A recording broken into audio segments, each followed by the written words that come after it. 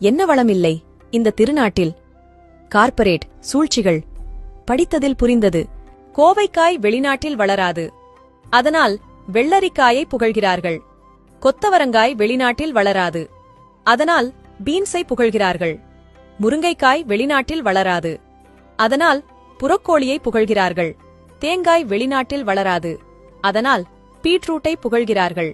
அரசாணிக்காய் வெளிநாட்டில் வளராது, அதனால் உருளைக்கிழங்கை புகழ்கிறார்கள். பூசணிக்காய் வெளிநாட்டில் வளராது, அதனால் முள்ளங்கியை புகழ்கிறார்கள். வாழைப்பூ அதிகம் வெளிநாட்டில் வளராது, அதனால் முட்டைக்கோசை புகழ்கிறார்கள். நிலக்கடலை வெளிநாட்டில் வளராது, அதனால் பாதாம் பருப்பை புகழ்கிறார்கள். மிளகு வெளிநாட்டில் வளராது, அதனால் பச்சை மிளகாயை புகழ்கிறார்கள். கடுகு அதிகம் வெளிநாட்டில் வளராது, ஆலிவ் ஆயிலை புகழ்கிறார்கள். வெளிநாட்டு மோகம் நம் நாட்டை அழித்துக்கொண்டே வருகிறது. தடுப்பார் யார்? பாரத பூமி புண்ணிய பூமி. பாரதத்தில் வாழாதவர்கள் அதிர்ஷ்டமில்லாதவர்கள், பாரதத்தில் இருந்தும் வாழத் தெரியாதவர்கள் துர்பாக்கியசாலிகள். அரசும் மீடியாவும் பிரபலங்களும் மரம் நிழல் தரும், காற்று தரும், மழை தரும்னு சொல்லுவாங்க. ஆனா கனி தரும்னு மட்டும் சொல்லவே மாட்டாங்க. ஏன்? இப்ப சாலையோரம் வைத்திருக்கும் மரம், அரசு பள்ளி, மருத்துவமனை, அலுவலகங்கள், இங்கெல்லாம் இருக்கும் மரங்களை கவனியுங்கள். அங்கு கனி தரும் மரங்கள் எதுவுமே இருக்காது. ஏன்? எங்கெல்லாம் புளிய மரம் நிறைய உள்ள சாலைகள் உள்ளதோ அந்த சாலைகளையெல்லாம் விரிவுபடுத்துகின்றேன் என்று அரசு அந்த புளிய மரங்களை வெட்டிவிடும். விரிவாக்கத்திற்கு பின் வெற்று மரங்களையே நடும். அரசும் தொண்டு நிறுவனங்களும் வெற்று மரங்களை மட்டுமே நடும். பொது முடக்கத்தில் பல ஆயிரம் பேர் பல மைல் தொலைவு சாலையில் பசியோடு நடந்து சென்றனர். அப்பொழுதும் கூட அந்த மக்கள் காய்கனி மரங்கள் இருந்தால் பசிக்கு உணவாகுமே என்று சிந்திக்கவில்லை. எனக்குத் தெரிந்து ஏன் கனி தராத மரங்களை மட்டுமே நடுகின்றனர் என எவரும் சிந்திக்கவில்லை. நாமெல்லாம் குரங்கிலிருந்து பிறந்தோம் என்றால் நமது முதன்மையான உணவே பழம்தானே. ஆனால் நாமே சிந்திக்கவில்லையே.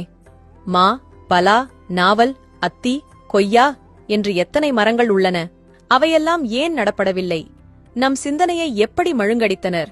மரம் கனி தரும் என்ற வரியை எல்லா வகையிலும் மறைத்தனர். தொடர்ந்து மரம் நிழல் தரும், காற்று தரும், மழை தரும் என்று மட்டுமே சொன்னார்கள். அதை மட்டுமே மனிதனும் நினைத்து கனியை மறந்தான். கனி நமக்கான ஊட்டச்சத்து நிறைந்த உணவு.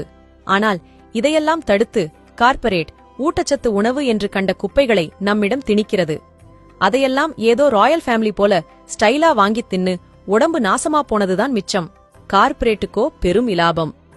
நல்லா புரிஞ்சுக்குங்க, இயற்கையிலிருந்து நாம் இலவசமாக எதையும் பெற்றுவிடக்கூடாது என்று கார்ப்பரேட் தெளிவா செயல்படுறாங்க.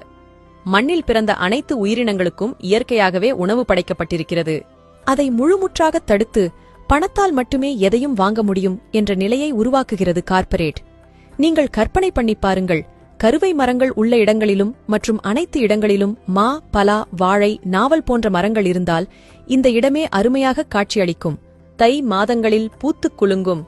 உணவு பஞ்சம் என்ற ஒன்றே இருக்காது. நம் மனநிலையே மகிழ்வாக இருக்கும். உண்மையான இன்பத்தை நாம் உணரலாம். இப்பொழுது உங்களுக்கு தெரிவதெல்லாம் கிரிக்கெட் மைதானங்களும் கருவை மரங்களும் மற்ற வெற்று மரங்களும் உள்ள வறண்ட பூமியைத்தான். ஓர் உயர்ந்த மண்ணை இப்படி நரகமாக்கிவிட்டு ஊடகங்கள் சொல்வன மட்டுமே உலகில் உள்ளதாகவும் நடப்பதாகவும் நம்புவது அறியாமையின் உச்சம்.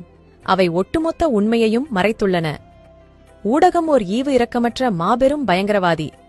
கார்ப்பரேட் ஒன்றும் அறிவாளியல்ல. நாம் சிந்திக்கவில்லை, அவ்வளவே. மனிதன் சிந்திக்காதவரை இவையெல்லாம் தொடர்ந்து கொண்டேதான் இருக்கும். அனைவருக்கும் பகிருங்கள். இதுபோல பயனுள்ள பதிவுகளுக்கு உணவே மருந்து பக்கத்தை ஃபாலோ செய்யுங்கள். நன்றி.